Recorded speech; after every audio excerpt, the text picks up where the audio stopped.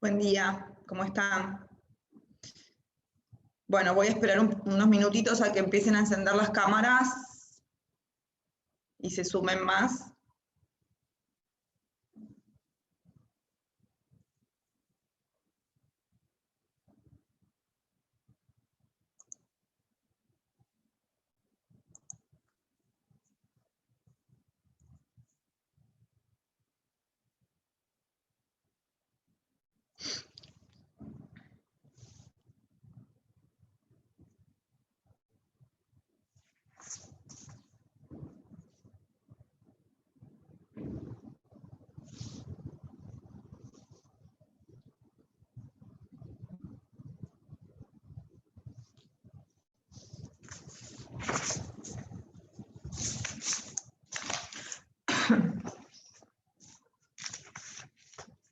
Vamos.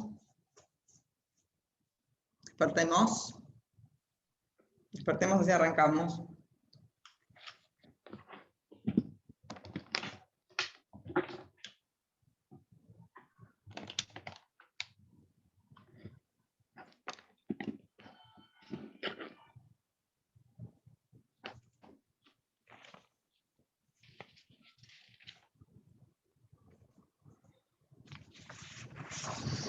Bueno.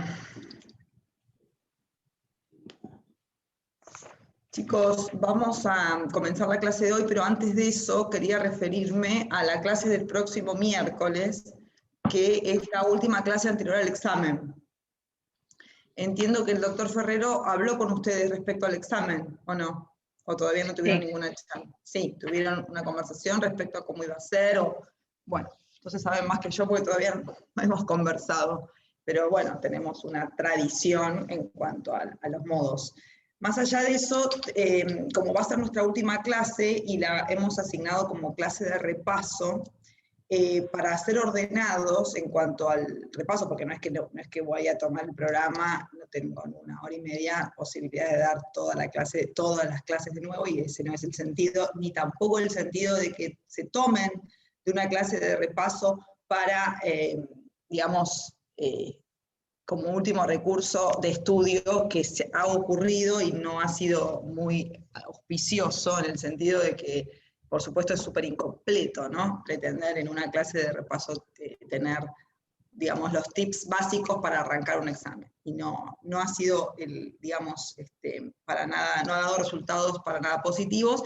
Entonces, lo que pensé como, digamos, más efectivo, es que ustedes formulen cada uno de ustedes alguna pregunta, pueden ser dos, pues no es necesario que, digamos, que tengan un límite, pero sí en su cotidiano estudio pueden surgirle cuestionamientos, pueden surgirle algún tipo de duda, o si no es duda, de modo de encarar algún tema. Bien, como sea que ustedes lo quieran presentar, la idea es que ustedes me escriban, bien, a mi mail, que pueden hacerlo a través del campus virtual, o lo pueden hacer a mi mail, que es alegrojorgelina@gmail.com, pero lo pueden hacer a través del campo virtual de mensaje directo para mí. En estos días, traten de que sea hasta el lunes, porque justo tengo una semana complicada la semana que viene, y en la clase vamos a ordenar, la idea es que yo me ordene para, a lo mejor hay muchas preguntas que son coincidentes,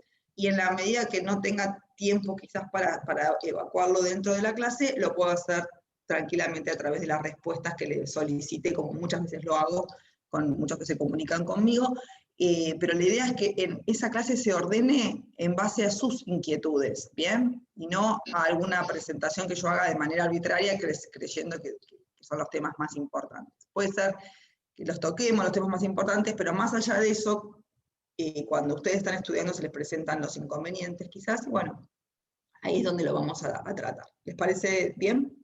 Así que, bueno, espero que me vayan escribiendo entonces en estos días, ¿bien? Les pido que ya el lunes no me manden nada, pero puede ser que lo envíen y lo responda con posterioridad. Lo que pasa es que el examen es el viernes, ¿verdad? ¿El viernes o el jueves? Jueves. Jueves, o sea, el día siguiente, no voy a tener mucho tiempo.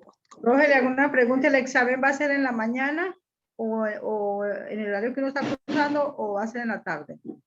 La verdad que no hemos organizado nosotros todavía, como cátedra, no nos hemos organizado, siempre lo vamos a hacer, seguramente lo haremos el lunes, a más tardar, pero no tengo información precisa sobre eso porque lo resolvemos en estos días. En realidad, lo lógico y lo normal y lo habitual es que lo hagamos en este horario, el examen, en el horario de clase, ¿sí? Sería bueno. Entonces, va a ser escrito, calculo que va a ser escrito. Si somos solamente los que nos conectamos siempre, podríamos hacerlo oral, pero generalmente hacemos escrito el primer examen. Y es en horario de clase, ¿sí? Salvo alguna excepcionalidad que pueda presentarse, ¿no? Les repito que no nos hemos comunicado. Yo, por supuesto, para el día miércoles que viene ya tengo más información. Lo que me interesaba hoy, más que nada, era decirles a ustedes que ya están en estudio, ya están en etapa de estudio, que cada uno me formule alguna inquietud, puede ser más de una, no hay problema.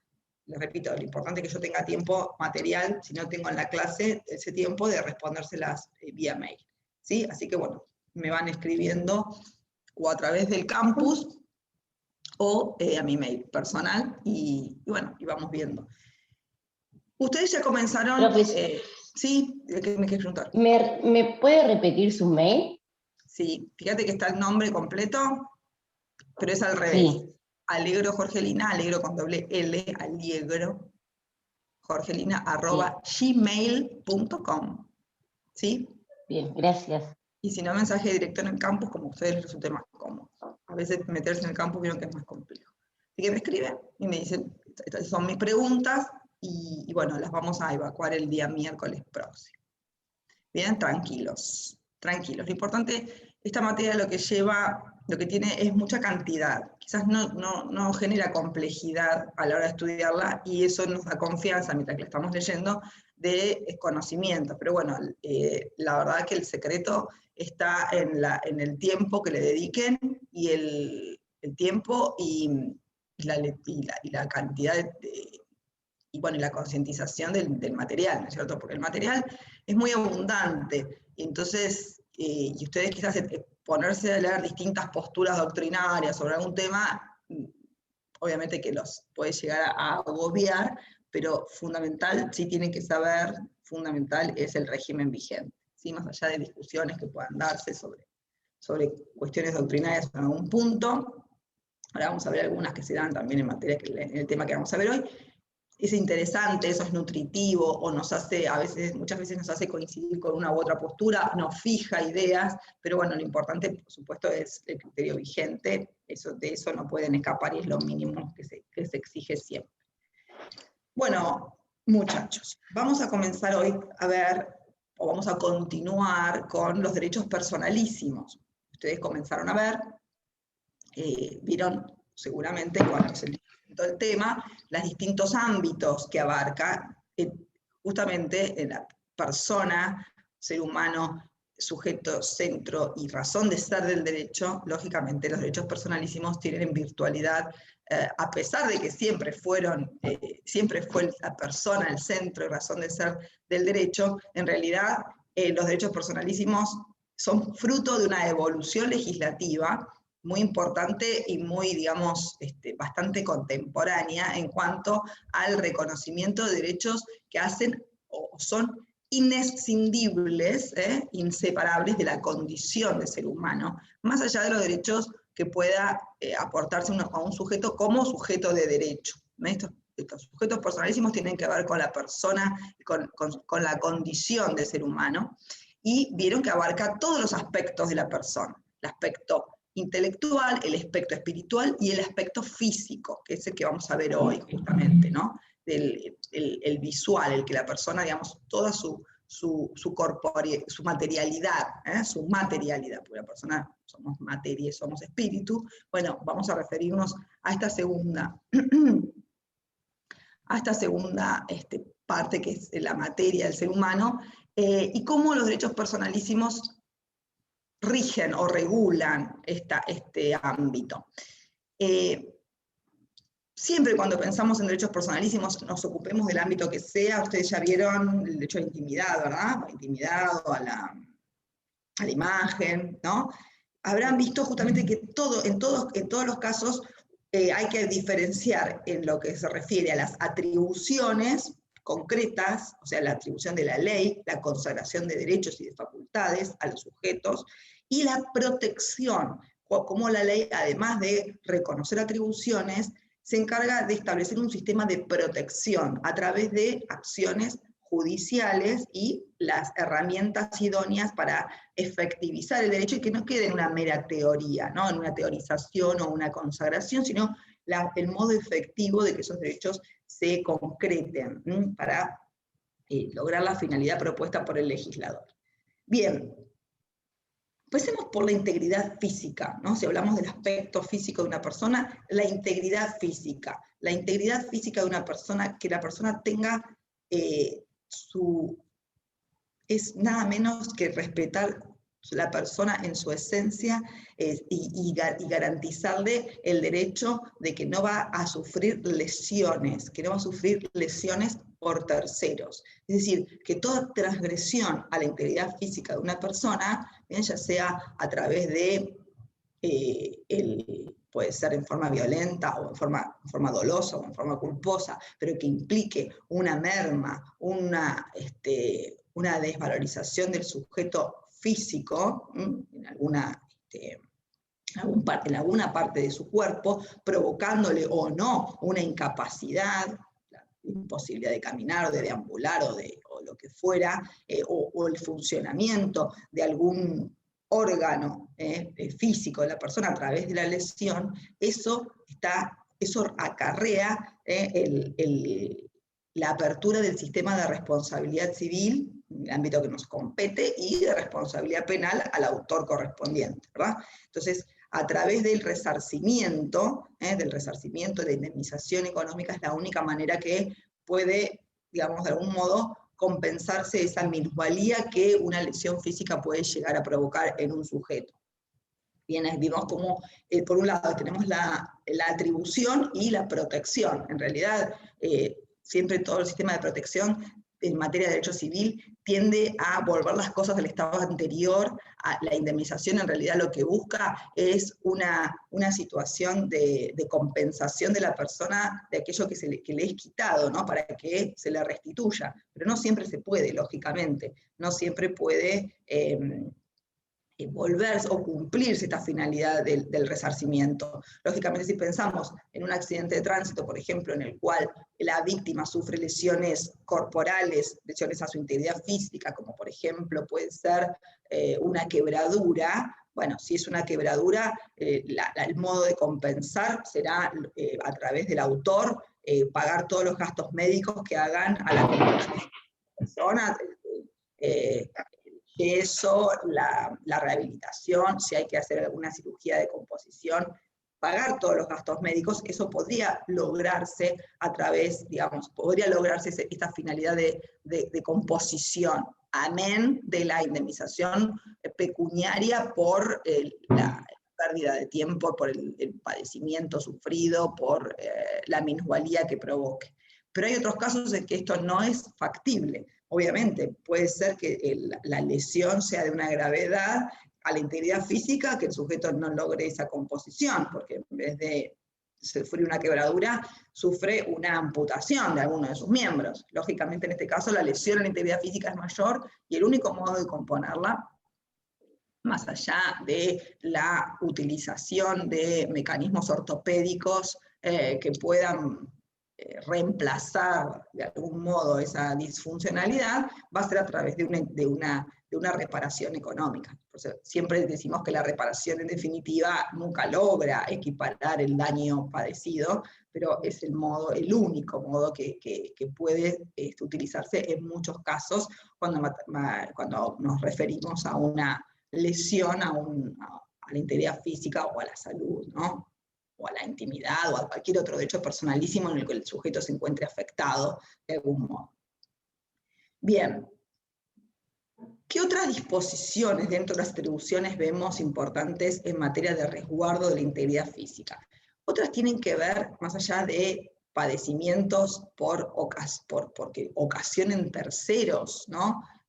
A través de actos ilícitos, dolosos o culposos, como les dije, interviniendo en la integridad física, también existen supuestos en que la persona, quizás para el resguardo de su salud, digamos, en búsqueda de un bien mayor que resguarda su salud, debe someterse a tratamientos médicos, a tratamientos quirúrgicos, a estudios que a veces son de carácter invasivo y que tienen, sin duda, una transgresión a esa integridad física, porque hablar de integridad física implica que la persona tenga esa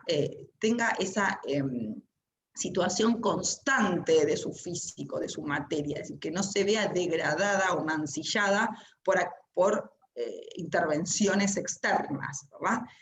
A eso acude o atiende la idea de protección de la integridad física, ¿no? Que intervenciones externas no transgredan, no modifiquen, no lesionen, no alteren lo que se denomina integridad física, porque hablar de integridad implica justamente de la totalidad, ¿no? De la totalidad que una persona presenta desde su nacimiento como persona. Ahora, ¿qué pasa con ciertos tratamientos médicos, como les decía, quirúrgicos, estudios invasivos, que implican una transgresión de algún modo, ¿no? Por eso existe una regulación también en esta cuestión, por eso la ley existe una regulación en pos de la protección de esa integridad física. Y la protección la vemos, por ejemplo, la vemos regulada en el artículo 59 del Código Civil. Ustedes saben que el Código Civil, si bien no ha dedicado un capítulo sistemático y ordenado, sí tiene digamos, la nueva modificación ha compilado o ha dado detalles de derechos personalísimos, y esto es interesante.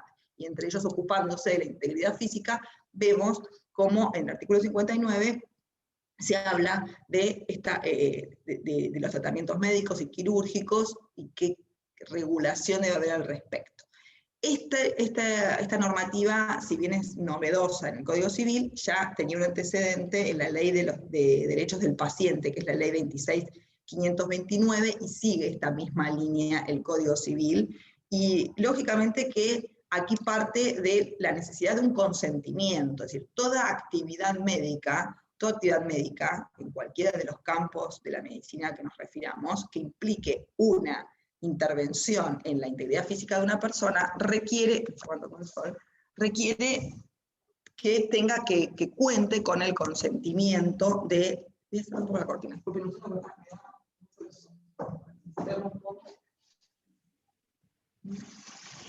ay, mejor.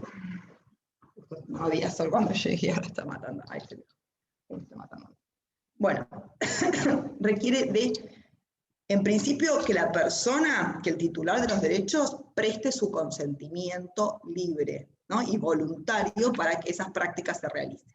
Pero ese no es un consentimiento común, un consentimiento, digamos, a la ligera, sino que exige, previo a ser prestado, una información que deben prestar los profesionales de la salud, que deben prestar al titular de los derechos, que se van a dar de algún modo mancillados a través de esa intervención, para que conozca en forma detallada los riesgos que puede correr, digamos, los riesgos o las lesiones que puede sufrir, cuál es el objetivo perseguido. Siempre toda actividad médica o quirúrgica tiene que cumplir, para ser lícita, el objetivo de sanación, de curación, de mejoría. No es una obligación de resultado de ninguna manera, salvo las operaciones estéticas, que sí son obligaciones de resultado para los médicos, pero no las demás tipos de operaciones clínicas o traumatológicas, porque dependen de las reacciones del organismo, o pretenden o buscan una mejoría. Siempre lo importante es que busquen la mejoría, la curación, pero no siempre la logran, Son obligaciones que se denominan de medios. El profesional está obligado a arbitrar todos los medios del arte de curar, todos los medios que hacen a sus conocimientos científicos y técnicos y profesionales, en pos de la mejoría, aunque no siempre se logre, aunque no siempre el objetivo pueda cumplirse. Como les decía, la jurisprudencia entiende que en las operaciones estéticas sí la obligación es de resultado y no de medios. Pero en los demás casos es de medios, y por ende, previo a que dé la autorización y preste su consentimiento libre y voluntario, la persona debe ser informada por los profesionales respecto a todos los detalles que hagan a la intervención que se le realizará en cuanto al objetivo perseguido, los riesgos que puede correr, las posibles secuelas que pueden ocurrir, el tiempo que pueda llevar una rehabilitación y demás. Ustedes ya vieron en materia de capacidad que a partir de los 16 años se tiene plena capacidad para prestar este consentimiento. Pero no importa el tipo de práctica, si es invasiva o no invasiva, y recién después de los 13 años hay que hacer la distinción entre práctica invasiva y no invasiva para requerir, en todo caso, la autorización de los padres, la autorización de los representantes. Bien.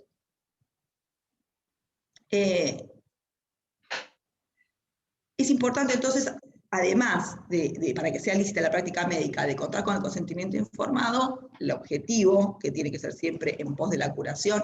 Esto tiene que ver con el análisis de la posible práctica experimental.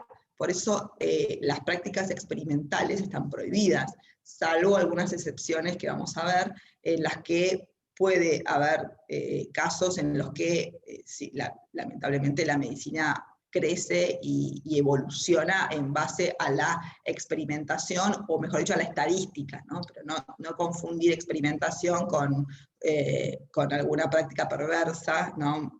Motivada por como pudo haber ocurrido en épocas nefastas de la historia, por científicos inescrupulosos. O sea que la idea es justamente regular y evitar cualquier manipulación que implique el desmedro a la integridad física de una persona. Además de tener, para que sea lícito, además de tener el consentimiento y el objetivo de curación, debe ser realizada, para ser lícita, por profesionales con título habilitante. El título habilitante es fundamental porque eso, si no, implicaría un ejercicio ilegal de la medicina que está penado por el código correspondiente, por el Código Penal, sin perjuicio de la punibilidad que puedan merecer en virtud del Código Penal. El Código Civil, al exigir el título habilitante, lógicamente al considerar ilícita cualquier práctica que realice alguien que no lo tenga, más allá del resultado obtenido, hace merecedor de sanciones pecuniarias o de una reparación económica a quien haya sido, digamos, objeto, su cuerpo haya sido objeto de intervención por quien no tiene título habilitante. Mira, aquí se ve a veces, se ve en los centros de medicina estética, mucho, digamos, es lo que yo escucho que comentan, que realizan prácticas personal que está capacitado quizás para, no sé, para manejar una máquina, o para, no sé, o porque es cosmiatra y realiza, no sé, limpiezas de cutis, supónganse, y a veces les dan, digamos, por trabajo, por lo que fuera, realizar actividades que exceden por más que tengan el oficio, porque no debe ser tan difícil poner inyectar algo, no debe ser tan difícil en cuanto a técnica, pero bueno, quizás tengan el oficio, pero no tienen el título habilitante, y hay procederes que son exclusivos del médico, el médico con la especialidad que sea, pero que tienen que exclusivamente manipularse en material que solamente puede manipularse por médicos. Todo lo que sea inyectar es una tarea exclusiva de los médicos. No extraer, la extracción si la pueden hacer enfermeras o la puede hacer otro tipo de personal, pero no inyectar productos, porque eso conoce el médico lo que hace. Y esto es importante tenerlo en cuenta, porque más allá del resultado obtenido, que quizás sea inocuo, es decir, no generó ningún daño, sí es ilícita la actividad per se, en virtud de ser realizada por una persona que no tiene título habilitante. ¿Bien? Bueno, ¿qué otras derechos o facultades o atribuciones encontramos dentro de esta área del derecho, digamos, del derecho a la integridad física en cuanto a la posible lesión por parte de profesionales médicos. Las personas también, además de necesitar de requerirse su consentimiento para realizarle prácticas en forma efectiva, también tienen derecho a rechazar cualquier tratamiento o cirugía, y debe ser respetado ese derecho por el profesional, salvo casos de inconsciencia, de alienación mental o de accidentes de tránsito, que la persona no pueda manifestar en ese momento el consentimiento, y la actuación se impone, la actuación de curación se impone por encima de la voluntad. Pero si hay un rechazo, por más que ese rechazo implique generarle la posibilidad de perder su vida, el médico lo debe respetar. Hubo por mucho tiempo muchas discusiones respecto a si había que respetar este derecho en forma efectiva, o podía irse, o si el deber de curación estaba por encima, ¿no? O el deber de salvar la vida, el juramento hipocrático del médico en la obligación que asume de salvar la vida del paciente, de arbitrar todos los medios necesarios, estaba por encima de respetar esa voluntad. Tuvo mucho tiempo en discusión esta cuestión, sobre todo se daba quizás no en una práctica mutilante, como por ejemplo se daba desde una práctica mutilante, como era, bueno, una amputación. Con la amputación de un miembro, el médico podía salvar la vida, pero el paciente se negaba, prefería morir y no tener digamos, esa minusvalía por siempre, y muchas veces llegaba a la justicia este planteo, ¿no?, de esta negativa. Y también, digamos, en esta cuestión límite, como le estoy diciendo, una amputación, pero también en otras que son menos gravosas, o a simple vista quizás desconocidas en el momento del paciente que recibe el tratamiento, como es el caso de la transfusión de sangre, que quizás en cualquier tipo de situación de inconsciencia que pueda encontrarse el paciente, puede recibir una transfusión sin siquiera saberlo. La amputación de un miembro lo va a saber, pero no quizás la transfusión. Y estos casos también, los casos de transfusión de sangre, saben ustedes que hay religiones que se oponen, ¿no?, que se oponen a recibir transfusiones de sangre. Creo que son los testigos de Jehová, que son, de acuerdo a sus creencias, consideran que la sangre no puede ser transmitida, ni donada, ni recibida de otro ser humano. Y bueno, ha habido prácticas en las situaciones límites en las cuales los médicos se encontraron ante este dilema tan grande como era o salvar la vida utilizando las prácticas a su alcance, o respetar esa voluntad que parecía totalmente irrazonable, porque partía de una creencia y no de una solución pacíficamente comprobada, ¿no?, como era recibir con una mera transfusión lograr salvar su vida. Bueno, y estas situaciones generaban conflictos judiciales, sobre todo también el médico, para eludir su responsabilidad, porque él tenía el deber de salvarlo, y si el otro se negaba, ¿cómo solucionaba este conflicto? Sobre todo las clínicas privadas tenían siempre estos temores a los juicios de responsabilidad, o de responsabilidad civil, y de posibles homicidios culposos, ¿no?, responsabilidad penal. Por ende, acudían a la justicia para tratar de resolver, y que el juez resuelva, bueno, ¿qué se respeta? ¿La voluntad del paciente, la voluntad del médico? Es increíble que por años se haya estado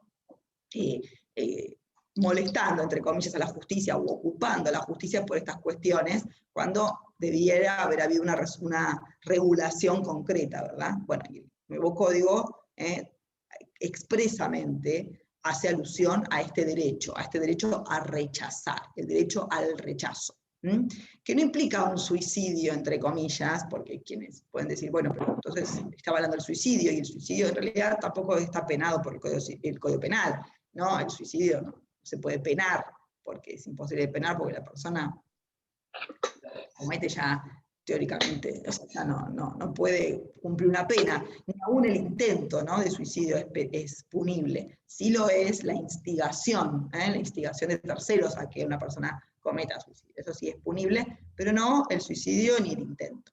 Entonces, en esta materia tampoco va a ser punible el rechazo a tratamientos o operaciones, tratamientos o prácticas que puedan salvar la vida de la persona. Se respeta esa decisión, se respeta porque está el derecho también de mantener esa integridad física que puede verse deteriorada por una enfermedad o por un accidente o por situaciones externas que la persona prefiera mantener o prefiera aceptar, resignar ante una posible curación que considera que es invasiva o que no tolera. Entonces ese respeto es importante, ¿no? Otras cuestiones también, otras cuestiones a tener en cuenta. Yo hablé del consentimiento para realizar prácticas. ¿Qué pasa si esa persona lo revoca, ese consentimiento? Es decir, el consentimiento a realizar las prácticas médicas y quirúrgicas es además revocable. Además de ser exigible a los fines de considerar lícita la práctica médica, es revocable. La persona tiene derecho, el titular del derecho afectado, tiene también la facultad de revocarlo, de dejarlo sin efecto. Y en ese caso no debe abonar ningún tipo de reparación ni de indemnización al médico o a la institución correspondiente por el arrepentimiento que haya tenido. Sí tiene que abonar, o lo único que debería abonar no serían los honorarios médicos, pero sí los gastos de preparación. Quizás los gastos de preparación del quirófano llevaron o algún tipo de erogación concreta por parte de la institución médica o del médico, y en ese caso sí debería abonarlo, pero no, digamos, la práctica en sí por haberse negado a hacerla con posterioridad a prestar su consentimiento y, por supuesto, antes de realizar la práctica. Es revocable, por supuesto, siempre hasta el momento de realización de la práctica. Bien, fíjense cómo se derrama toda esta idea de protección de la integridad física, en cuántos ítems se van expandiendo esta protección jurídica al reconocerle toda esta serie de derechos. Continúa, no termina acá. Otras cuestiones también a tener en cuenta son la posibilidad de autolesionarse. Es decir, la persona decide transgredir ella misma su integridad física. Esto puede darse, por ejemplo, en el caso de prácticas o cirugías de carácter esterilizante. Son aquellas que quitan una función, la función reproductora, la ligadura de trompas, la vasectomía. Son cirugías que van a provocar a la persona una disminución en una capacidad orgánica, en una capacidad fisiológica. Y este caso también ha tenido mucha controversia. De hecho, por muchos años estuvo prohibida la posibilidad de realizar este tipo de prácticas, este tipo de cirugías, más allá de la voluntad expresada por el paciente, del consentimiento informado.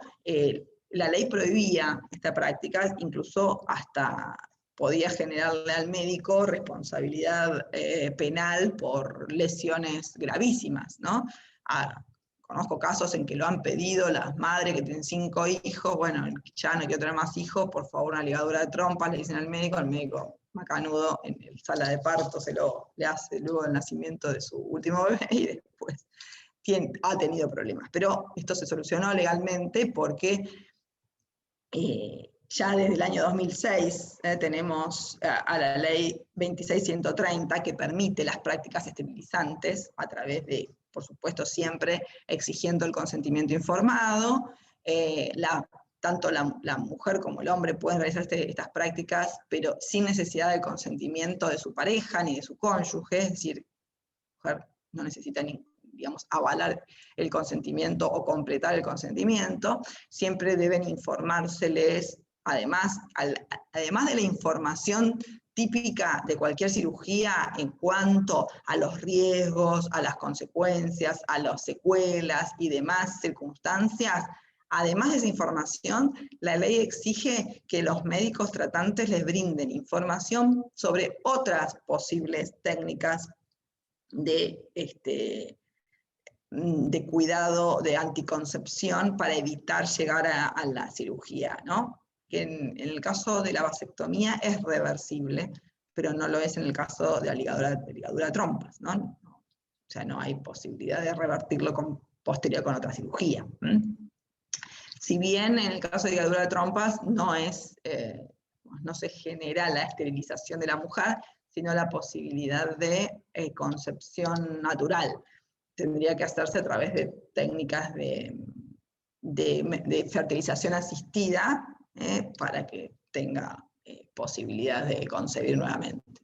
Pero bueno, estas cuestiones están reguladas en la ley, ya les digo, pasaron muchos años, durante mucho tiempo, pues parece que fue, pero bastante contemporáneo a todos, estas imposibilidades legales de acceder a este tipo de prácticas. Y están reguladas específicamente porque importan en general en el sujeto una autolesión, sin duda, porque se está el sujeto sometiendo a, no en busca de una curación, como en el caso de las demás prácticas médicas, o de una reparación estética, sino de abolir una función orgánica, que es la posibilidad de reproducción. ¿Sí? Bueno, también ocurre con el cambio de sexo.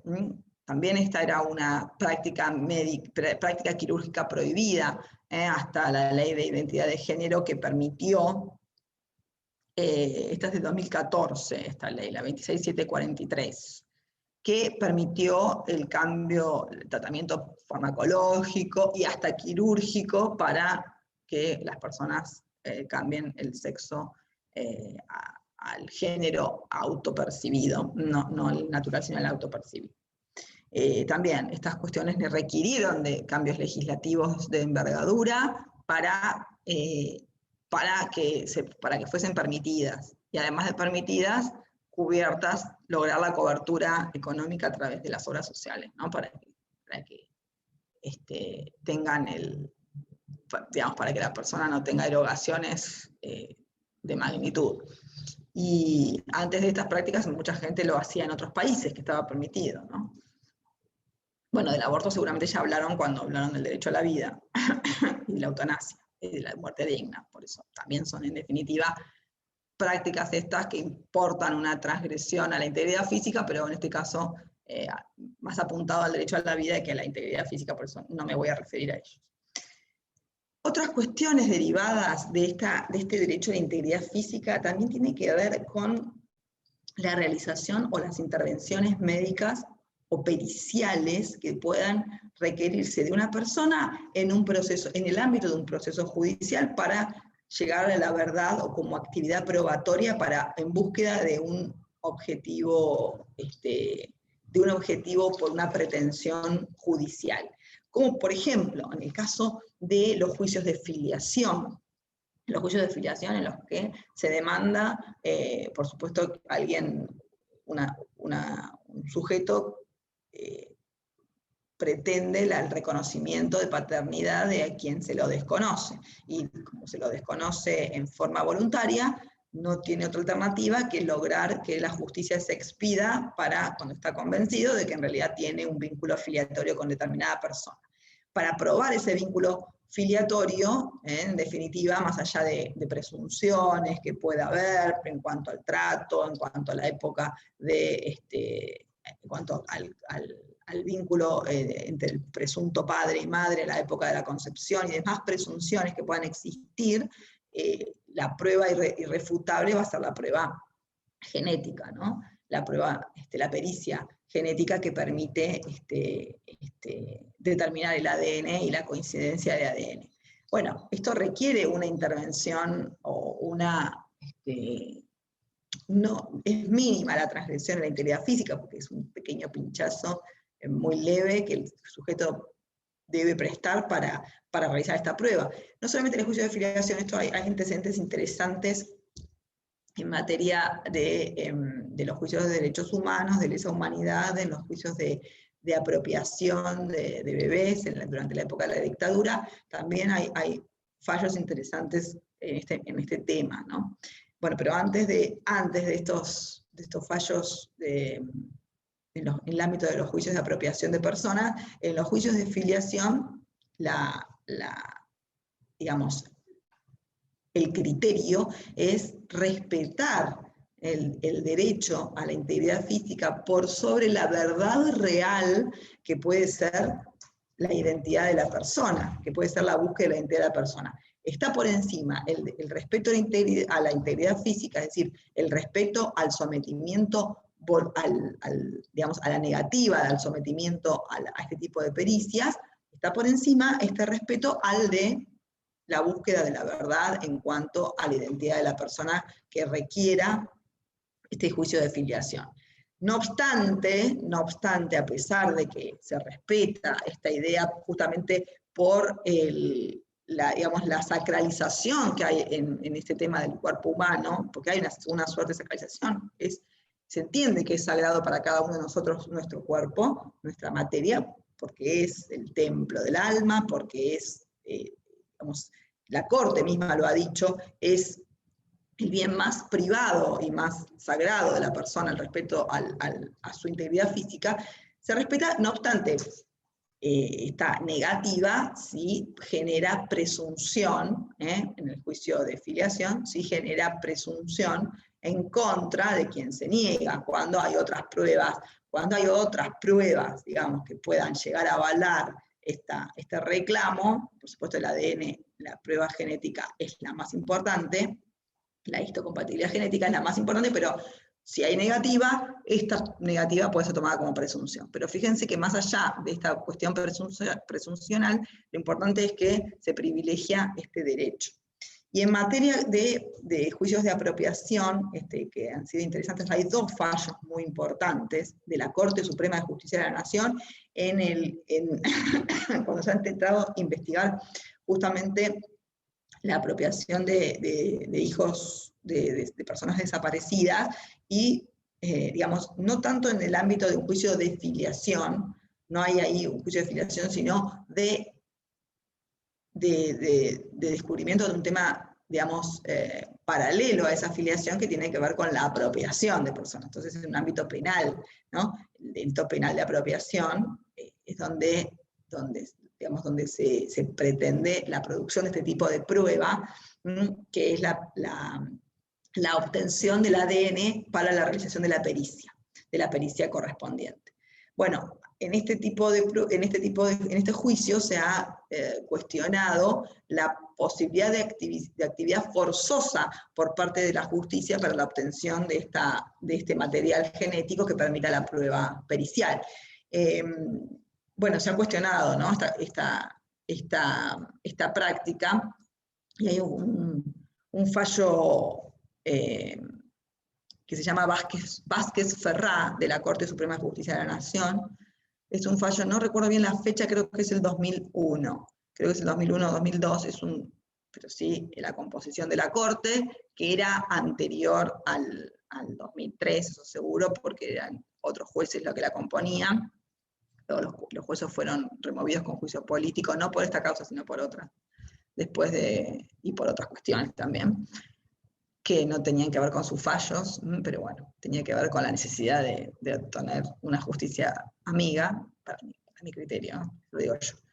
Bueno, en este fallo de Vázquez-Ferrá es muy interesante el fallo de la Corte, porque Evelyn Vázquez, que era la chica supuestamente apropiada, hija de desaparecidos, se negó a la extracción compulsiva de sangre para la práctica de ADN. Se negó porque en realidad, más allá de que la prueba indicaba que podía llegar a ser efectivamente hija de desaparecidos, lo que ella quería hacer era proteger a sus apropiadores, que eran los padres adoptivos, porque obviamente iban a ser condenados en un juicio de lesa humanidad por apropiación, y ella los quería proteger porque los quería, porque tenían cariño con ellos, y no quería de ninguna manera que esa prueba, ser ella la que con su cuerpo fuese la que los mandara a prisión a sus padres adoptivos, a los padres que la habían criado, a los padres de crianza, mejor dicho. Pero fue un caso muy interesante porque ella luchó mucho para evitar esa extracción compulsiva, porque no quería que sus padres de crianza fuesen condenados. Y bueno, el argumento que ella daba no era este argumento, no era que ella se negaba porque quería evitarles, quería ella, digamos, ser quien aportara la prueba definitoria de condenatoria, sino porque ella quería respetar su integridad física.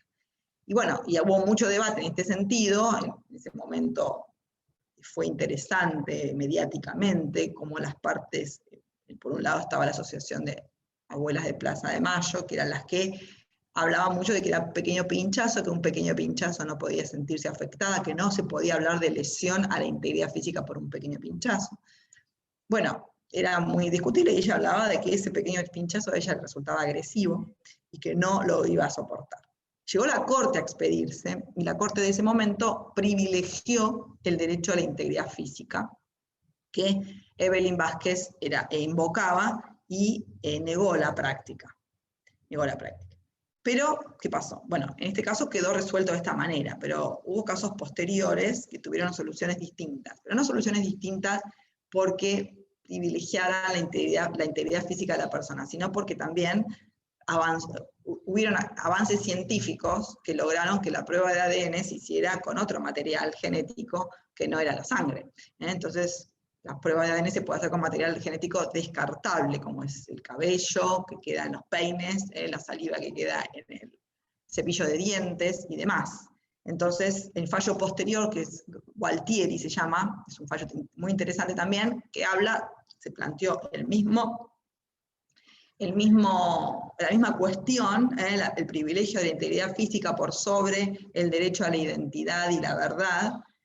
Llegó a la Corte, pero ya con una composición diferente la Corte, y en este caso que estaba Carmen Argibay, una excelente jurista que era miembro de la Corte hasta que falleció, expresó justamente todo su apoyo al privilegio del derecho de identidad, de la integridad física, y la intimidad, porque también es medio que se conjugaban ambos derechos, ¿no? El de la integridad física y de la intimidad, porque existe como un avasallamiento a un derecho de reconocer la identidad que era propio del sujeto, y que quizás el otro involucrado podía querer, pero no el sujeto que se encontraba, digamos, enfrente a esta situación. Entonces, en este fallo interesante se continuó con el Vázquez Ferreira en cuanto a la protección de la integridad física, pero sí se permitió la extracción compulsiva de material descartable, digamos, de cosas que no implicaban agresión en el cuerpo de la persona, y sí se permitió el allanamiento y la obtención de peines, de cepillos, de dientes y demás material genético que pudiese existir y que no implicara la agresión a la integridad física.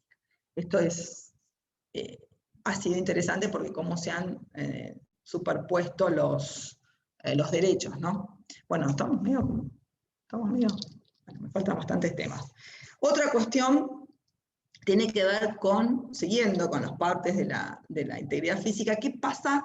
Recién hablaba del cabello que quedaba en los peines. ¿Qué pasa con partes del cuerpo humano, pero que tienen renovación continua, como el cabello, la sangre, la leche materna? Ustedes saben que existen bancos de leche materna, bancos de sangre, donación de cabello, es decir, de todo el material que es parte del cuerpo humano, pero que puede o no puede ser objeto de actos jurídicos. También este tema ha sido debatido.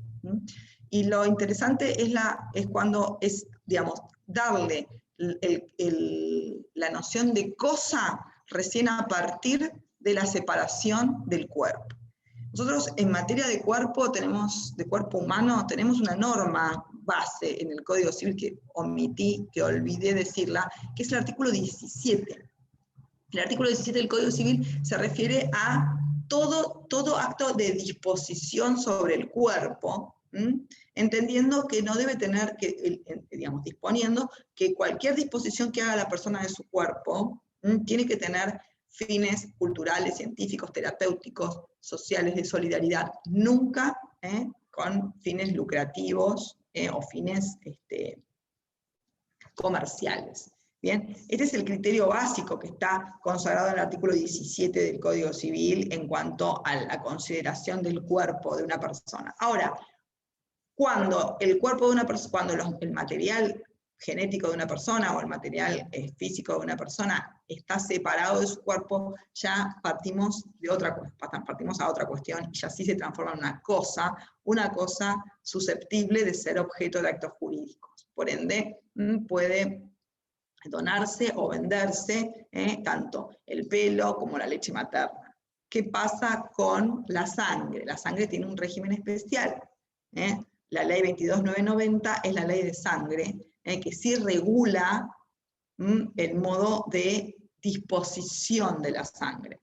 El modo de disposición es exclusivamente gratuito. Bien, no puede ser objeto de actos jurídicos, solamente puede ser donada excepcionalmente y en situaciones de emergencia en el que haya algún tipo de sangre extraña o se requiera para cuestiones de salud pública. El Estado puede ofrecer una cuantía, un dinero, puede hacer un ofrecimiento concreto, y únicamente pueden realizarse las donaciones en centros especializados. ¿Sí? Estas cuestiones son importantes y muy relevantes para conocer la disponibilidad de las cosas renovables del cuerpo. Siempre partiendo de la idea del artículo 17, que establece la base madre en cuanto a la consideración del cuerpo humano. Bueno, y después vamos al tema más como candente en cuanto a posible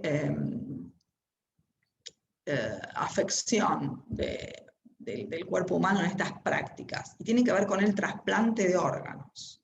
Los órganos, siguiendo con la idea de posibilidad de disponer del propio cuerpo, de cómo se dispone del propio cuerpo, y el trasplante de órganos. Este es un tema muy importante que ha sufrido muchísimas modificaciones legislativas, ha tenido desde la ley 2493, que es la primera ley de trasplante de órganos, muchísimas modificaciones, hasta la ley 27447, que es del mes de julio del año 2018, y conocida también como Ley Justina. Es una ley que ha sido conocida con este nombre. ¿Me puede hacer un favor? ¿Me puede repetir las leyes? 27447 es la actual ley de trasplante de órganos,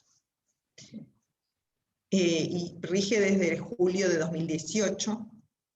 Ustedes pueden googlear y ver el caso. Justina es la niña de 12 años que en honor a ella se lleva este nombre porque se ha hecho mucha campaña para lograr modificaciones legislativas que permitieran esta ley. Es muy interesante el tema del trasplante de órganos y la necesidad de una regulación, ¿no? De una regulación que contemple muchos aspectos. Por un lado, la necesidad humana, y por otro lado, la protección de la integridad física como valor supremo, ¿no? Y bueno, porque obviamente cualquier trasplante de órganos implica una práctica mutilante, ¿no? Mutilante, o sea, sin duda se va a degradar la integridad física de una persona a través de esta práctica, pero por eso tiene que tener una regulación concreta y fundamentalmente evitarse cualquier sospecha o duda de comercialización. Porque el espíritu de la ley es completamente ajeno a esto. Siempre se habla de donación de órganos, y la donación es un acto jurídico a título gratuito, totalmente desinteresado por quien lo realiza. En el trasplante de órganos hay dos grandes cuestiones, o dos grandes prácticas a tener en cuenta. Una es la donación de órganos cadavéricos, y la otra es la donación de órganos en vida del donante y receptor, ¿no? El órgano cadavérico implica que va a realizarse una ablación de órganos, un retiro de órganos de un cadáver, es decir, de una persona que ya falleció. Bien, mientras que en el otro supuesto, en el trasplante de órganos en vida, lógicamente la persona donante va a sufrir consecuencias durante el resto de su vida, ¿no? Por por la decisión que toma. Por eso tiene una regulación muy clara y que no importe, digamos, un gesto quizás irreflexivo de su parte o motivado por emociones. Entonces, en todos los órdenes de la vida, las emociones rigen nuestra acción, y el problema es cuando nos guiamos por ellas y no tanto por la razón, ¿no? Entonces, lo que apunta esta ley, más que nada, es en tomar decisiones realmente reflexivas, porque las consecuencias que se padecerán con la decisión van a ser irreversibles a posteriori. Entonces, lógicamente, tienen en pos de la protección de estos valores superiores un régimen interesante a considerar. Dentro de los dos, las regulaciones es tanto para el supuesto de órganos cadavéricos como no cadavéricos, o sea, como órganos entre vivos, porque también el respeto de la integridad física y la consideración del cadáver ya no como una cosa, también eso lo vamos a ver, que el cadáver en realidad no es una cosa que esté en el comercio, no es una cosa comerciable. Es, sí, una vez que la persona falleció, una vez que la persona dejó de existir como tal, el despojo mortal no deja de ser materia, ¿no? Materia, pero sí merece un respeto, una consideración. Por eso, a pesar de que ya no hay un titular de derechos concreto que los pueda hacer valer, porque la persona falleció y se desprendió de esa materia, hay una regulación tanto en materia de donación de órganos como también de disposición de los despojos mortales, o de las exequias. Es interesante que la regulación está porque hay una protección, en definitiva, jurídica del cadáver de la persona, que deja de ser parte de ella por el fallecimiento, pero no puede ser considerado tampoco como una cosa cualquiera, o una res, como decían los romanos, una cosa de libre disponibilidad. Bueno, vamos a ver los principios básicos de esta ley, muy interesantes. Primero, fundamental a tener en cuenta que la ley Justina, la ley de trasplante de órganos, ya desde la primera ley, vamos a ver las modificaciones más importantes de esta última modificación o cambio legislativo, pero la ley siempre se inspiró, desde su primer sanción, en su primera aparición, siempre se inspiró en la necesidad de que toda la reglamentación se base en principios de solidaridad humana. Bien, solidaridad humana. Y la búsqueda inexorable de la mejoría de la salud o de intento de vida de otra persona, de quien va a ser el receptor. O sea que la ley de trasplantes de órganos siempre tiene la búsqueda de lograr la mejoría de la salud o la vida de una persona, o lograr salvar la vida de alguna persona del receptor que lo necesite, que lo requiera, y la solidaridad humana. Por eso tiene prohibiciones expresas, prohibiciones claras, a los fines de lograr la mayor transparencia posible en todas las prácticas y evitar cualquier riesgo o intento de comercialización de órganos. ¿Me van siguiendo? Bueno, esta ley nueva... Lo interesante de la ley Justina es que incorpora cualquier parte donde la van a sacar los ojos. Una declaración de derechos y principios. En primer lugar, hay una declaración de derechos y principios que tiene que ver con el respeto por la dignidad humana, por la autonomía, por la solidaridad y justicia, equidad y autosuficiencia, entre otros. También se privilegia y se respeta y se pone énfasis en el derecho y el respeto a la dignidad, a la autonomía, a la privacidad, a la intimidad de los sujetos involucrados.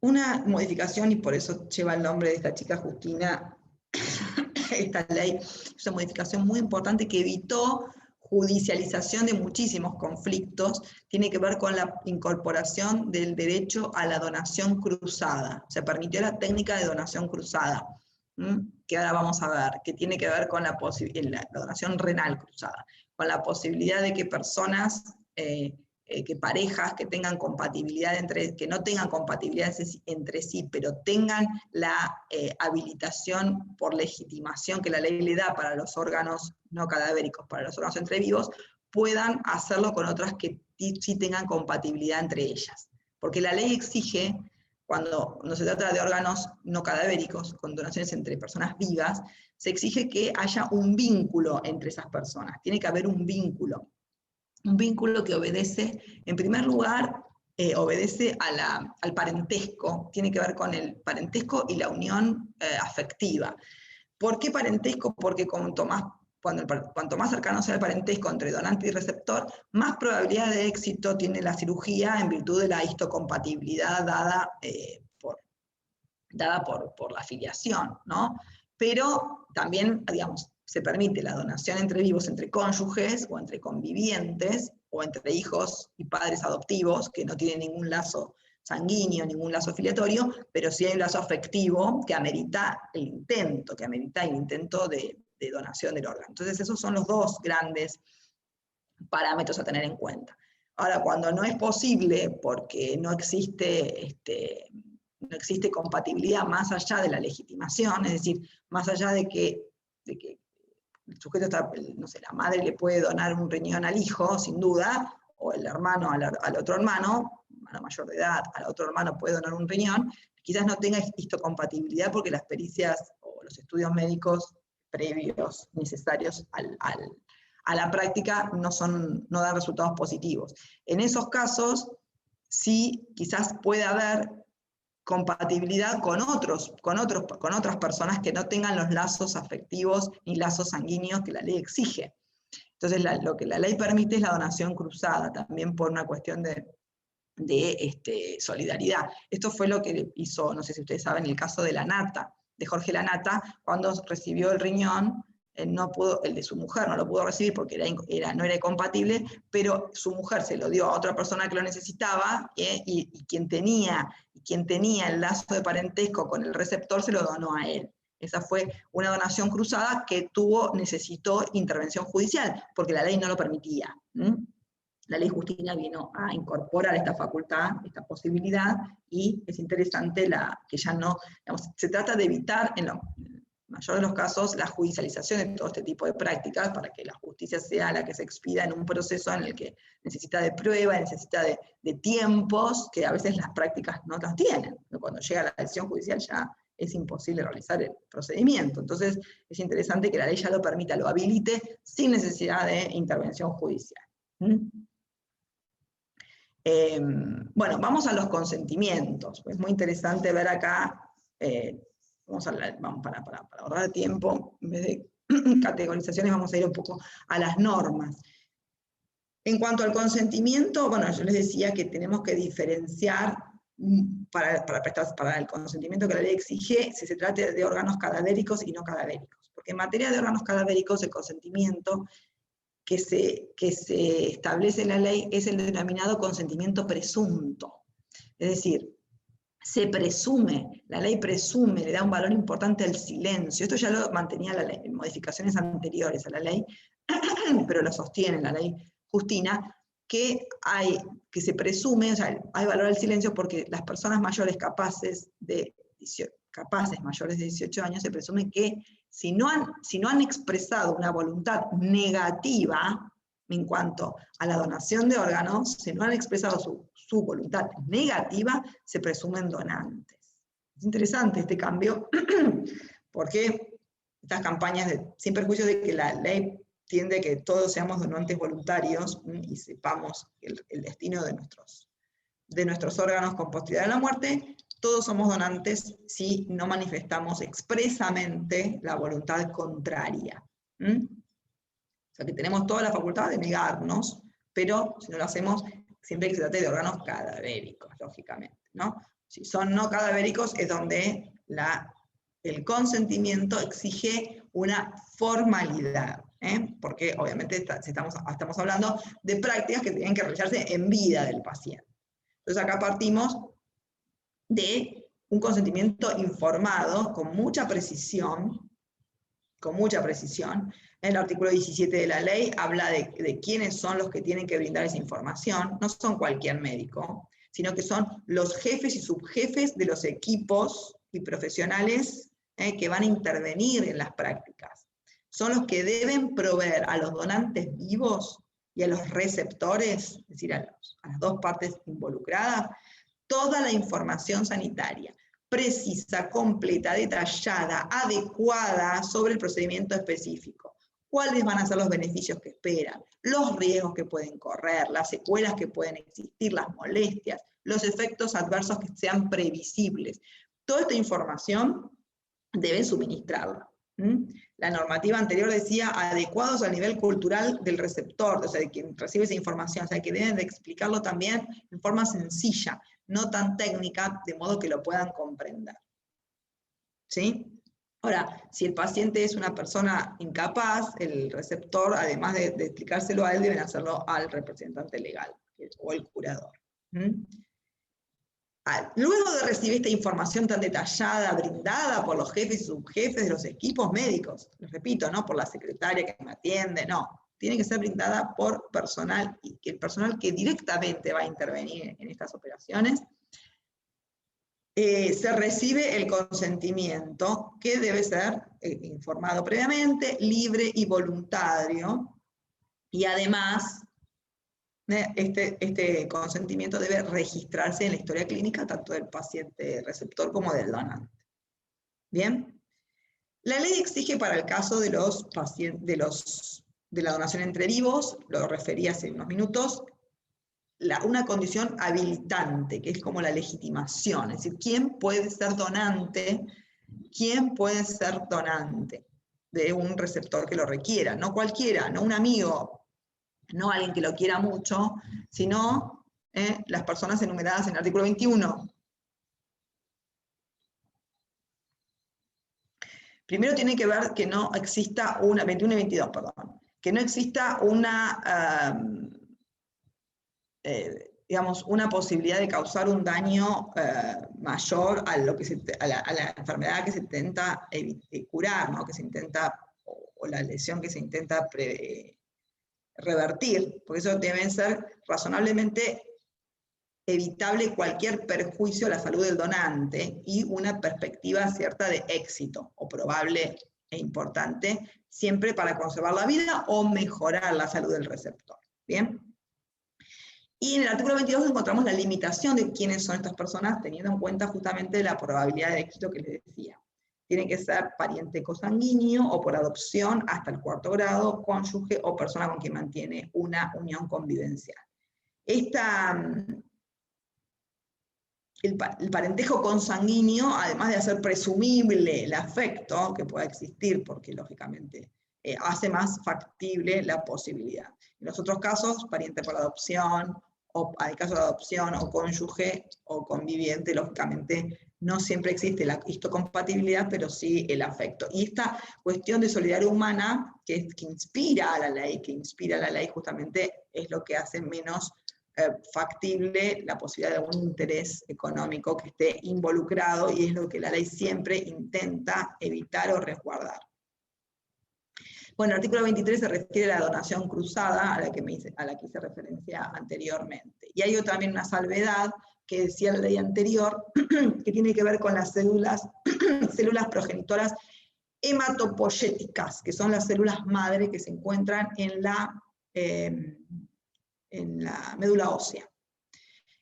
Para ese tipo de donación de ese material genético concreto, muy específico, no se requiere el límite del artículo 22, o sea, el límite de donante en cuanto a parentesco. Así que cualquiera lo puede hacer. Bueno, como en el caso de cualquier otra práctica médica o quirúrgica, el consentimiento al que nos referíamos es totalmente revocable, sin generar ningún tipo de gasto o perjuicio económico. En el capítulo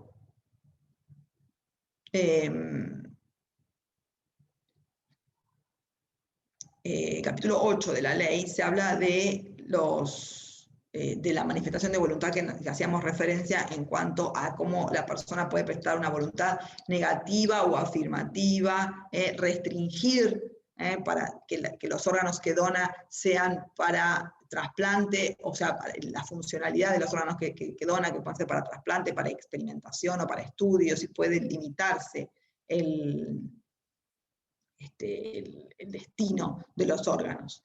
También se habla de cuáles son los canales habilitados, es decir, a dónde se manifiesta esa voluntad, dónde se manifiesta la voluntad de donar o de no donar órganos. Y los canales habilitados están enumerados en el artículo 32, por supuesto va a ser el INCUCAI, que es el Instituto Nacional Centro Único Coordinador de Ablación e Implante de Órganos. INCUCAI es el ente oficial que tiene esta regulación, por eso también el riesgo de comercialización es muy bajo porque necesita de muchísima tecnología, y la tecnología costosísima además, no es susceptible de ser montada en cualquier centro clandestino, ¿no? Entonces, es muy importante a veces esos mitos que hay de que a fulano lo secuestraron para sacar los órganos, son mitos más que imposibles realidades, son de imposible concreción porque la tecnología de aparatología que se requiere para el éxito de un trasplante es muy costosa, muy concreta y exclusivamente exclusiva de los centros habilitados por el INCUCAI. Bueno, el Registro Nacional de las Personas y el que es el RENAPER y el Registro del Estado Civil y Capacidad de las Personas son los, y autoridades sanitarias también jurisdiccionales son los entes receptores de estos consentimientos. También está habilitado el correo oficial para la República Argentina para que se recepten todo este tipo de manifestación en torno a la donación o el rechazo o la negativa a donar órganos. Bueno, la ley Justina también habilita el caso de los menores, en caso de que el fallecido sea menor, por supuesto que ambos progenitores sean los que den el consentimiento, pero lo interesante de la reforma es que habilita al padre que se encuentre presente. En caso de no encontrar ambos padres para manifestar la voluntad del menor donante, el padre que se encuentre presente puede habilitarlo. Si hay negativa del otro, se tiene que eliminar la posibilidad de donación. Otra cuestión tiene que ver con el caso de muerte violenta, es decir, cuando la persona fallecida, que es donante, falleció no por causas naturales, sino víctima de algún acto ilícito, de un homicidio simple, culposo, o cualquier tipo de homicidio. Es decir, que en este tipo de procesos, ahí es donde tiene que intervenir la justicia. O sea, se evita la judicialización de todos los conflictos que puedan darse, pero en los supuestos en que exista muerte violenta del donante, como es necesario, más allá de cumplir con esa voluntad de donación de órganos, investigar las causas del suceso, o sea, que el juez que no entorpezca de algún modo la investigación del hecho, entonces ahí tiene que darse intervención al juez penal. El artículo 35 establece que el juez que entiende la causa debe dar la autorización previa intervención del médico forense, que es el médico que realizará la autopsia policial, o quien cumpla tal función, y tiene que informar, previo a poder dar la autorización para la extracción de los órganos, que esa extracción no perjudica o no altera el examen autopsiano, la autopsia que se le deba realizar para investigar la causa de muerte. Para eso tiene que hacerlo, el juez tiene que brindar esa autorización dentro de las 4 horas del diagnóstico del fallecimiento. Bien, ese es el único caso en el que el juez tiene que dar la autorización, por disposición de la ley. Y otra cosa interesante de la ley, otra cosa interesante que tiene que ver con los órganos cadavéricos, es la determinación de la muerte de la persona. Cuando la persona se considera muerte. Ya la ley anterior, antes de esta reforma, establecía un montón de parámetros y detalles que debían observarse: pupilas fijas no reactivas, cese total e irreversible de funciones encefálicas. Bueno, había una serie de situaciones y de actos concretos que debían observarse para determinar la muerte. Hoy la ley establece en el artículo 36, 37, cómo se certifica el fallecimiento de una persona. Y debe confirmarse el cese irreversible de las funciones circulatorias o encefálicas. Es lo que se denomina en la jerga médica, muerte cerebral. Ya si hay muerte cerebral, hay muerte. La persona falleció. ¿Sí? Más allá de que pueda continuar alguna actividad orgánica independientemente o sea, más que el corazón siga latiendo, si ya hay cese de función encefálica, tampoco va a haber circulación de sangre y por ende se considera ya muerta la persona a los fines de la ley de trasplante de órganos y a cualquier fin, ¿no? Porque en realidad es la única regulación legal que tenemos que se refiere concretamente a la muerte o a la comprobación de la muerte. Si la ley exige que, digamos, se haga un examen médico clínico con un periodo adecuado de observación, ¿sí? No establece horas, porque la ley anterior establecía 6 horas que tenía que mantenerse en forma continua durante 6 horas. Ya la ley no establece esto, inclusive esto conspira un poco con la posibilidad de éxito del trasplante, porque a veces ya es muy claro. Entonces habla de tiempo adecuado de observación, de acuerdo a los protocolos que establezca el Ministerio de Salud, para considerar que la persona falleció. También es importante, a los fines de resguardar este principio de transparencia que yo les decía, a los que apunta la ley, que quien certifica la muerte del donante no puede ser ningún médico que pertenezca al equipo médico que se encargará de los trasplantes. Es interesante, el médico tiene que ser completamente ajeno al equipo de trasplantes para que no sea, digamos, para que no haya sospecha alguna de intereses, de conflicto de intereses. Bien, la ley hace también una indicación o una recomendación en pos de proteger la estética del cadáver, justamente para evitar mutilaciones degradantes, y en el artículo 38 habla de la restauración estética, diciendo que el establecimiento donde se realiza la ablación debe arbitrar los medios para evitar, digamos, para lograr, mejor dicho, la restauración estética del cadáver donde se va a realizar la implantación. Así, cuando se reintegren los restos a los sucesores, digamos, no es que tratar de que sea estéticamente lo más armónico posible, que no sea muy distintivo la intervención que se realiza sobre él, ¿no? Interesante esto, teniendo en cuenta el respeto. Como les decía, la idea de respeto más allá de que, y la consideración de que no es una simple cosa, cada. Bueno, la ley después establece una serie de prohibiciones, prohibiciones que incluso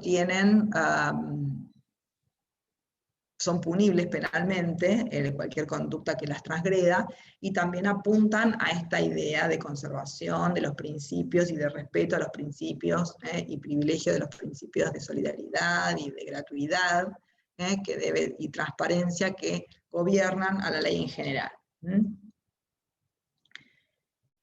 Están a partir del artículo 40, hablan de, por ejemplo, la mujer en edad gestacional, que debe verificarse previamente que no esté cursando ningún embarazo antes de realizarle cualquier práctica. El médico que interviene en la práctica no pudo haber atendido al paciente en su última enfermedad, que también podría generar esto alguna suspicacia, sospecha de un interés creado en, no sé, provocar o adelantar la muerte de la persona. Bien. Bueno, y por supuesto está prohibido terminantemente cualquier tipo de contraprestación o beneficio económico tras la donación de órganos. Es completamente gratuito este medio de, estas prácticas. Bueno, largo, vieron que es medio larga, pero más o menos hicimos como una sinopsis de lo más importante de la ley. ¿Cómo vamos? ¿Vamos bien? Ya nos queda poquito. Nos queda poquito. Bueno, como les decía, dentro de la protección también están las prohibiciones, o sea, dentro de la protección de este derecho personalísimo de la integridad física, la protección del ordenamiento jurídico lo hace a través de acciones legales y de prohibiciones. Por eso Por ejemplo, encontramos la prohibición de prácticas experimentales, o meramente experimentales, con excepciones, porque, como les decía, la medicina requiere de investigación, y esa investigación se hace a través de prácticas que muchas veces pueden, quizás con su objetivo, salvar vidas o lograr fines superiores.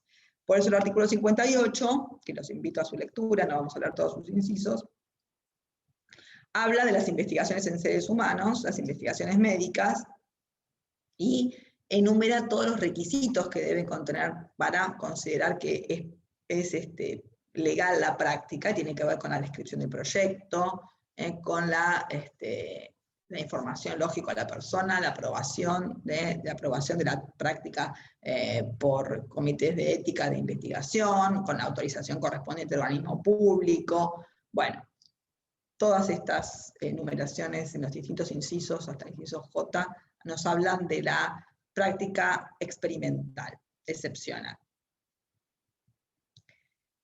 Y ya casi terminando, hablamos de la autolesión, porque cuando hablamos de la, digamos, de la posibilidad de autolesionarse una persona en cuanto a someterse a tratamientos médicos o someterse a prácticas de solidaridad como la donación de órganos, también hay otras formas de transgredir la integridad física uno mismo, que es a través de la realización de deportes peligrosos, por ejemplo, ¿no? De actividades que generan un potencial riesgo, que, bueno, la voluntad de la persona, su adrenalina, su formación, la pueden llevar a realizar. Pero también hay una protección en este ámbito que tiene que ver con la revocabilidad del consentimiento prestado para la realización de estas prácticas. El artículo 54 habla de la inexigibilidad de contratos en los que la persona se obliga a realizar este tipo de prácticas.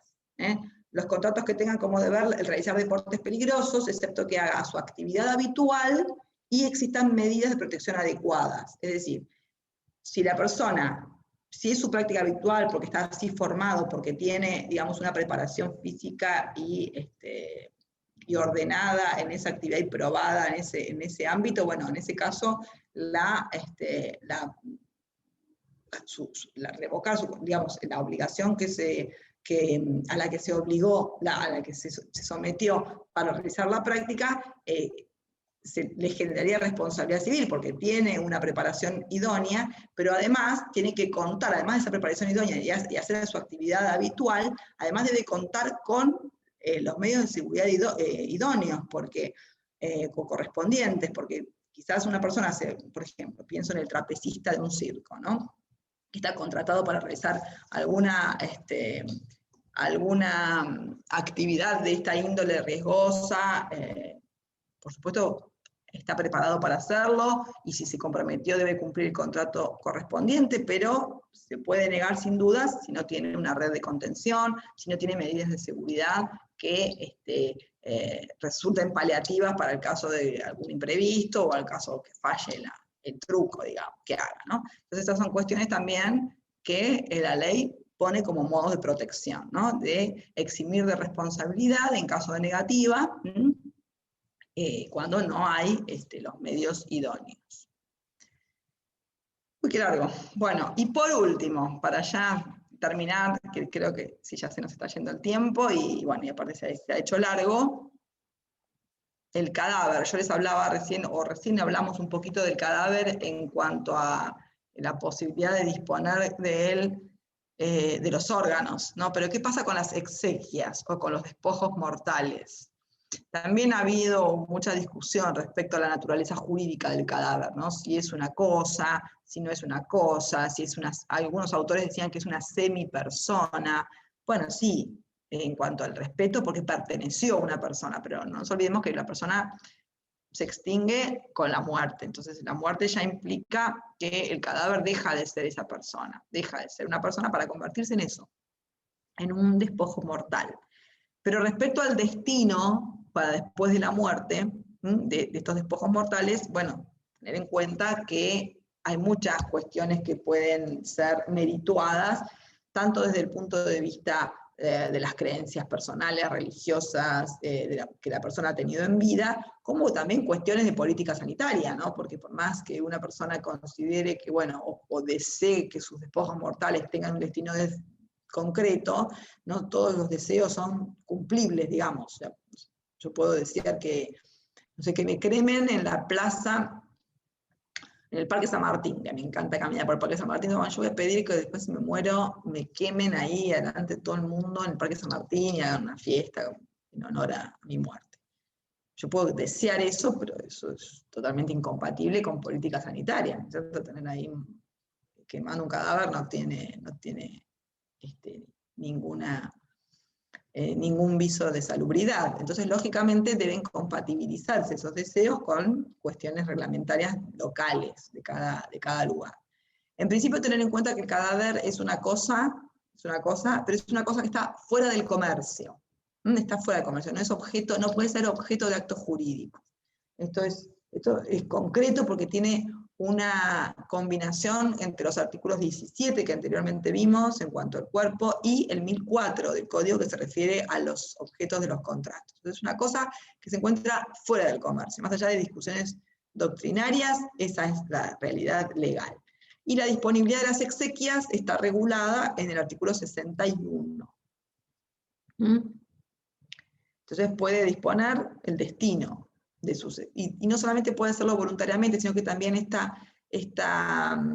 la ley exige que sea capaz para realizar actos de disposición posterior a su muerte, pero también puede surgir, más allá de una manifestación expresa, también de presunciones, porque quizás una persona, no sé, no manifestó expresamente que quiera ser enterrado en el cementerio de Los Robles, pero pagó durante un montón de tiempo en vida la cuota para la parcela. Entonces se presume que esa acción que tuvo, ese gesto que tuvo en vida, implicaba ese deseo posterior, ¿no? Y la obligación de, en definitiva, respetar esos derechos, siempre que coincidan con las políticas sanitarias. Bueno, ¿alguna pregunta? Acá tengo una pregunta en el chat que tiene que ver con las leyes y los artículos. ¿Qué pregunta? Bien, muy importante esa pregunta, porque yo te voy a explicar. Lo que tienen que saber ustedes es la regulación, o sea, lo que apunta una ley. Cuando nosotros hablamos de artículos y hablamos de leyes, es para orientar dónde tenemos que encontrar la solución o la respuesta. El artículo 17 habla de tal cosa. El artículo 51 habla de la disponibilidad de los derechos personalísimos, del respeto a la dignidad. El 55 habla de eso. Yo no los puedo saber, no los sé todos, ojalá lo supiera, no lo sé todo. Simplemente saber identificarlos para saber a dónde ir. Entonces, en definitiva, a mí no me importa el número del artículo, me importa el contenido. Ustedes tienen que saber el contenido de la regulación en un tema determinado. Y si ustedes me responden una pregunta diciendo, la solución está en el artículo 58, para mí está mal. Porque a mí no me importa que me enumeren un artículo si no saben el contenido. Y también está mal que me digan de memoria los artículos. Las preguntas, lógicamente, van a apuntar, atento que va a ser un examen virtual, no va a ser un examen presencial, porque está limitada esa posibilidad de acuerdo a las nuevas restricciones. Lógicamente vamos a tratar de que sean los más analíticos posibles los exámenes y evitar el corte y pegue, ¿no? Porque si no, por eso nos lleva mucho demora a nosotros elaborar los exámenes, para que sean lo más, digamos, que demanden mayor análisis de su parte, para evitar justamente este facilismo, ¿no? De recurrir a transcribir normas. Por eso ustedes tienen que saber eso, la regulación legal en la materia que se les pide, no el número del artículo ni el número de la ley. Si lo saben, es para, o si nosotros lo decimos, siempre es para identificarlo y saber a dónde tenemos que ir a consultar. ¿Bien? Pero no porque lo tengamos que saber.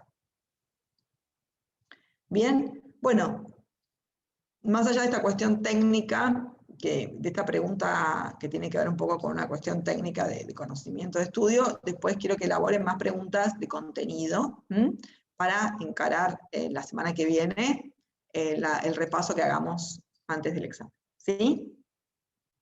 Bueno, chicos, nos despedimos hoy. Nos vemos. Chao. Hasta el miércoles. Chau, chau, chau.